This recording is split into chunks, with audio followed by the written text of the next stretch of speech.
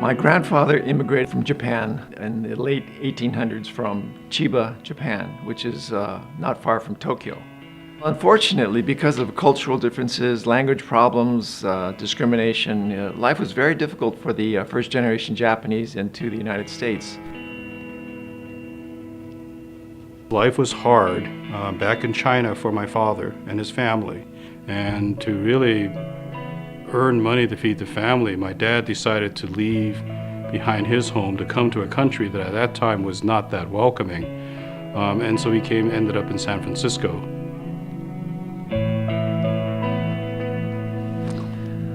During World War II, there was an executive order 9066, which was signed by President Roosevelt, which forced all Japanese Americans into internment camps, or we call them now the American prisons.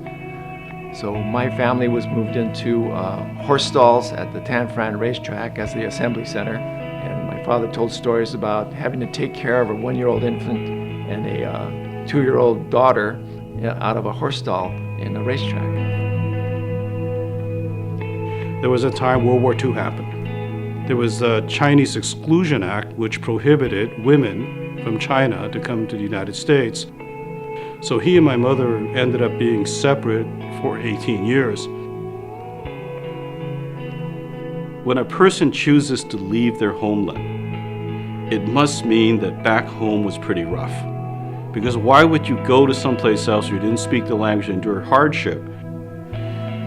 It's a personal story, but you look at my parents, they came to this country, they saved, and they eventually bought their own house. Now it was maybe 50 years when my dad was in this country who could buy it, but they had achieved a goal. Right in the top floor, in the front half of that building. So those 3 windows were ours. Asian Americans still represent like a huge percentage of the immigrant population today. They come to this country to start a new life.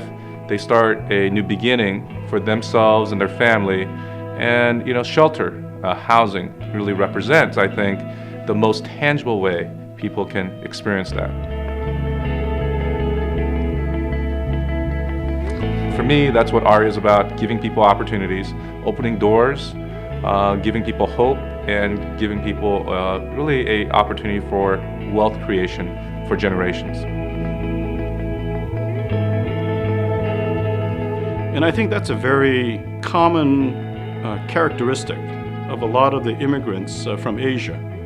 Whether then or now, you come here, it's not an easy life, but you made the decision, you bust tail so that the next generation with opportunities through education or through other employment that would give them a better shot in the future.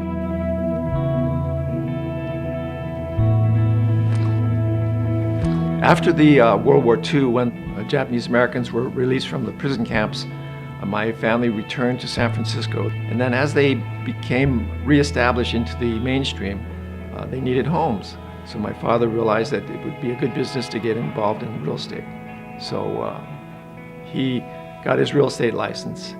And in order to be prosperous, you have to join the Real Estate Association. So he made application in 1955, and he was denied membership solely on the basis that he was of Japanese ancestry.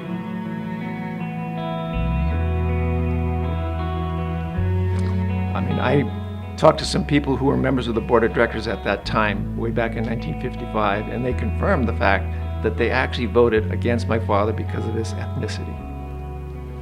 My father was denied membership, and then in 1990, I was selected to be president of the association. And at my installation dinner, and my father was seated at a table, and I told that story, and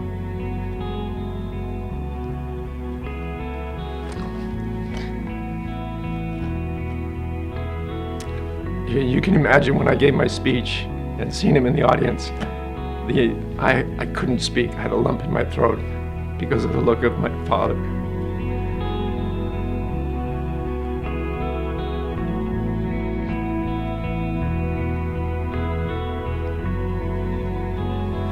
I was the first Asian president of the San Francisco Association of Realtors. And I also was the first elected Asian board of director member. But at that time, there were no committee chairs who were Asian, very few Asians participating in realtor activities.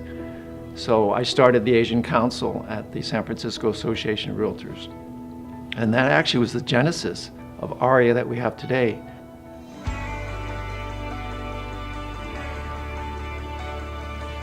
A group of dedicated, very visionary real estate practitioners met in Houston, Texas. John Wong and I brought this group together, along with the help of the National Association of Realtors. The Houston Association of Realtors was kind enough to offer us their meeting room, and it was really meant to be a brainstorming meeting. We had intended to come there and kind of discuss the issues and consider what might be possible in the future.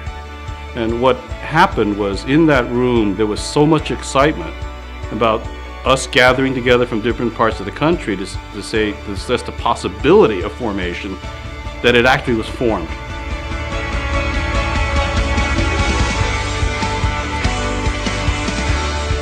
We left that room with a vision. We didn't have a name, we didn't have members, we didn't have any money, but as I said, we had this incredible vision to start a national Asian real estate association. If there is a will, there is a way. Money comes a second. Money is a byproduct of what we have worked for. And one thing I do believe, charity starts at home. The more you give, the more you shall receive. And it's just so true. But I think at the end of the day, even if it's a small difference, it's a difference in itself. That, for me, is a reason to get up in the morning and be part of an association, makes an impact.